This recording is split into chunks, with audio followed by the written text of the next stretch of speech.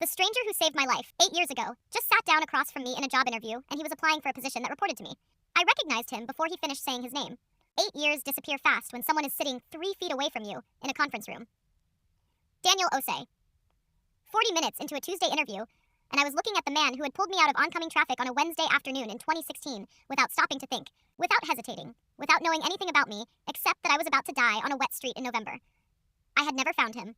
I tried, stood on that street corner for an hour after the ambulance cleared me, asked everyone nearby, filed a report with the hospital just in case. Nothing.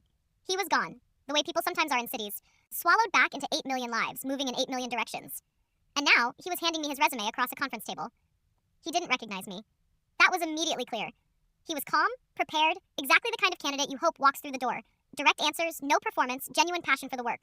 I was supposed to be evaluating him. Instead, I was sitting across from the man who had grabbed my collar and yanked me backwards so hard I lost a shoe, and trying to remember how to form professional sentences. I almost told him immediately. Something stopped me, not strategy, just shock. The way extreme surprise turns you momentarily into observer of your own life rather than a participant in it. I got through the interview. Professionally somehow. Asked the right questions, took notes, thanked him for his time. He shook my hand at the door and smiled and left, and I sat in that conference room alone for a long time. Here is what I knew about that Wednesday in 2016. I had just been let go from my job. 15 years at a company I had given everything to. Walked out in 20 minutes with a box and a severance letter. I was not okay. I was walking without watching, crying without noticing. Somewhere inside my own head, in a way that put me 2 steps off into traffic without registering the light. He came from nowhere. Both hands, full force, yanked me back onto the sidewalk. A bus passed close enough that I felt the air move against my face. I sat down on the curb and shook for a long time, and when I looked up, he was crouched next to me asking if I was okay, with the specific calm of someone who had just done something enormous and was already minimizing it.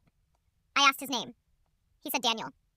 I asked how to find him, how to thank him properly, how to do anything that matched what he had just done.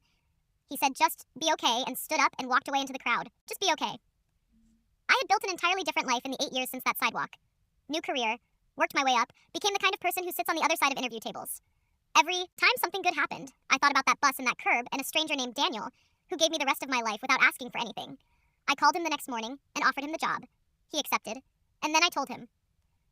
Sat him down, told him the whole story, watched his face move through confusion and then recognition, and then something quieter than either of those. He said he remembered. He said he had thought about that afternoon too. Not knowing if I was okay, never finding out, carrying that loose end the way you carry things that have no resolution. He said he was glad I was okay. 8 years later, across a conference table. Just be okay. I told him I was. Finally, completely, I was. He started the following Monday. Best hire I ever made.